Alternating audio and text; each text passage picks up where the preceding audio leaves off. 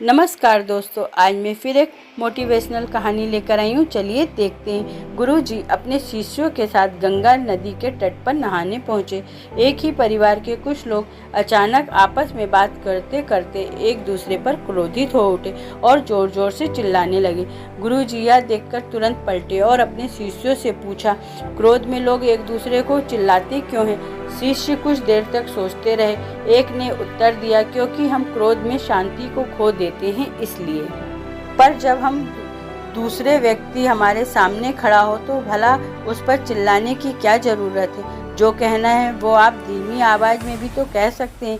गुरुजी ने पुनः प्रश्न किया। कुछ शिष्यों ने भी उत्तर देने का प्रयास किया, पर बाकी लोग संतुष्ट नहीं हुए।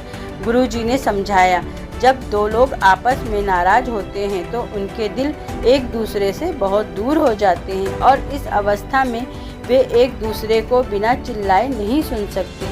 वे जितना अधिक क्रोधित होंगे, उनके बीच की दूरी उतनी अधिक हो जाएगी। उन्हें उतनी ही तेजी से चिल्लाना पड़ेगा। क्या आपको यह पता है कि दो लोग प्रेम में होते हैं तब वे चिल्लाते नहीं बल्कि धीरे धीरे बात करते हैं, क्योंकि उनके दिल करीब होते हैं। उनके बीच की दूरी नाम मात्र की रह जाती है।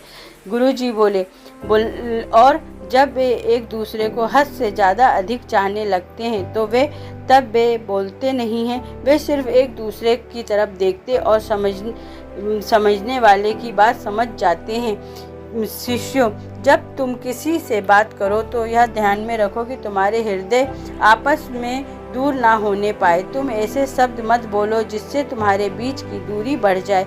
तो एक समय ऐसा आएगा कि दूरी इतनी अधिक बढ़ जाएगी कि तुम्हें लौटने का रास्ता भी नहीं मिलेगा।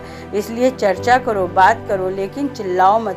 दोस्तों, इस कहानी से हमें यह सीख मिलती है कि अपने भावनाओं को सीमित रखने की आवश्यकता है। जब हम किसी से अधिक क्रोधित होते हैं तो हमारी बातों में बाधाएं आती हैं और हम अपने दिल को अपने साथी से दूर महसूस करते हैं। इसलिए हमें अपने व्यक्तिगत और सामाजिक संबंधों में संयम बनाने की आवश्यकता है ताकि हमारे संबंध स्थायी और सुखद रहें। अगर आपको यह कहानी मेरी अच्छी लगी हो तो मेरे चैनल को सब्सक्राइब करिए, लाइक करिए, कमेंट्स करिए। धन्यवाद।